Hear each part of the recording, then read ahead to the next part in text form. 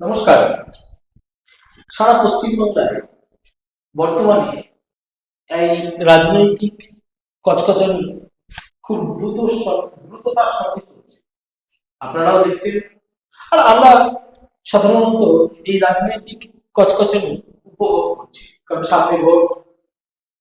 এই ভোটের বাজারে রাজনৈতিক দলগুলো যখন মাঠে, কখনো মোহাম্মদ সেলিম হুমায়ুন কবিরের কাছে, কখনো বা মিমের সোলঙ্কিজির কাছে।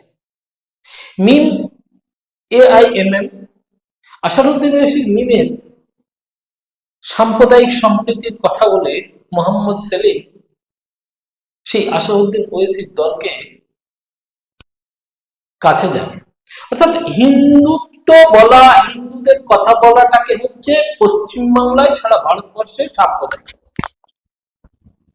সাম্প্রদায়িকতার সংজ্ঞা, পরিভাষা এই কমিউনিস্ট মাথা যারা ফলপ্রসূ এবং রাজনৈতিক করেন, কমিউনিস্ট রাজনীতির ঘরানা থেকে উঠে আসেন, তাদের কাছে হিন্দুত্ব হচ্ছে একটা সাম্প্রদায়িক শব্দ।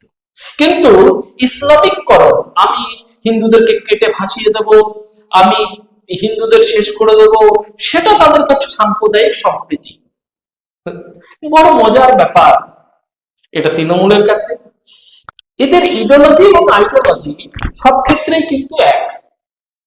পশ্চিমবাংলা এক কথা, দিল্লিতে গিয়ে আরেক কথা। দিল্লি হয়তো খুব বেশি দূর নয়, দেশও আলাদা নয়, দিল্লি ভারতের মধ্যে। ঠিক দিল্লিতে গিয়ে দেখবেন সিপিএম তৃণমূল সব এক।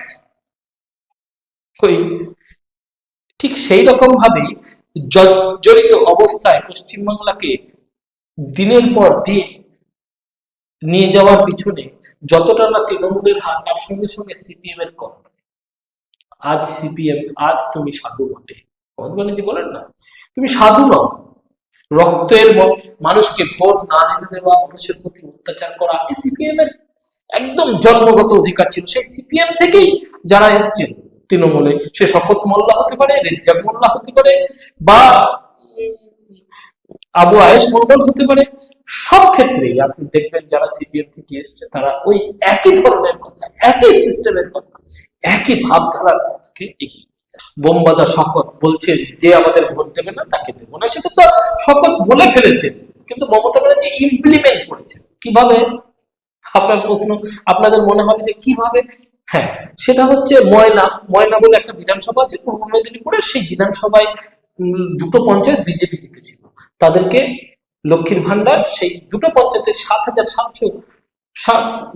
সামথিং 500 কিংবা 700 লোক মহিলাকে লক্ষ্মীর ভান্ডার দেওয়া হতো, বন্ধ।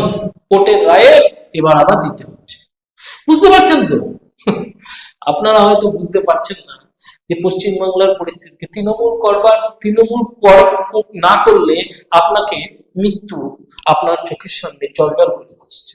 আপনি কথা বলতে পারবেন না, আপনার প্রতিবন্ধকতা, আপনি কি করবেন, আপনার কি করা উচিত, কি করা না উচিত, কি খাওয়া উচিত, সব ঠিক করবে তিনি। বুঝতে পারছেন পশ্চিম